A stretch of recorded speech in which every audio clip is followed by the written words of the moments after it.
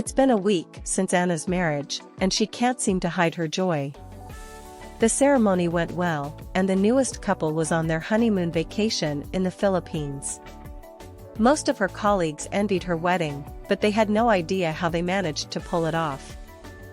Guided by the pressure to get married because they had dated for the last 5 years, they also refused to spend within their budgets. Big weddings these days seem to be the norm, so they hopped onto the train and wanted the same. They both went for bank loans that were payable within the first 3 years of their marriage. That meant their net incomes were now a quarter of what they previously earned. As if that was not scary enough, Anna used the only land that had been transferred to her by her late father as her collateral. On the other hand, her husband used the 2-bedroom apartment complex given to him by his godfather as a gift when he announced his intentions to settle down.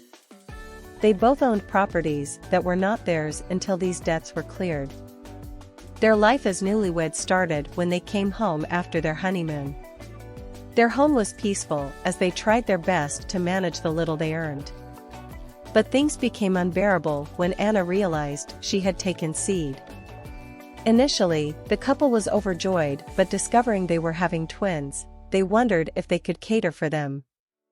There were going to be so many changes. The job schedules for Anna had to change as she was experiencing some complications.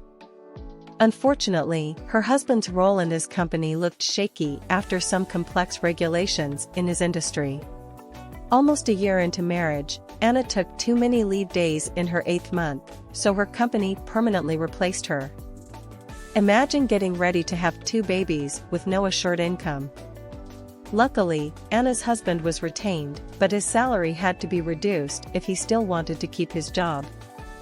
Things became very tough, having to pay the loans, expecting to deliver and cater for the twins in the upcoming weeks, make the marriage work, keep a roof over their heads, name them.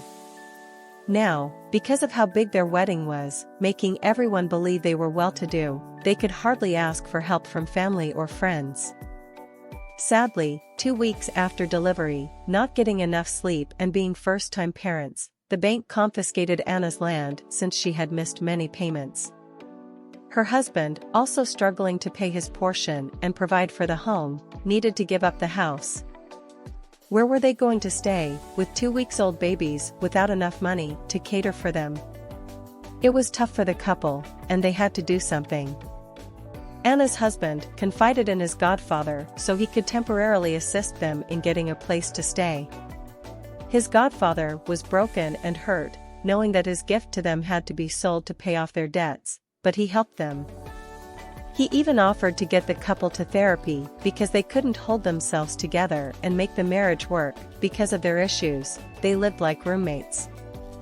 He further got someone to help Anna with the house chores, and after 6 months, things began to look hopeful. The couple then decided to create a platform to share their experiences.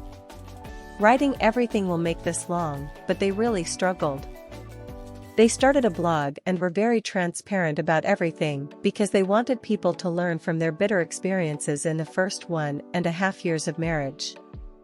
In one of their blogs, Anna wrote, "We were lucky to have my husband's godfather come in to help us, but what if you moved away from your family and didn't have anyone to help?" Don't let societal pressure drive your decisions. Please don't act as we did. Leave within your means.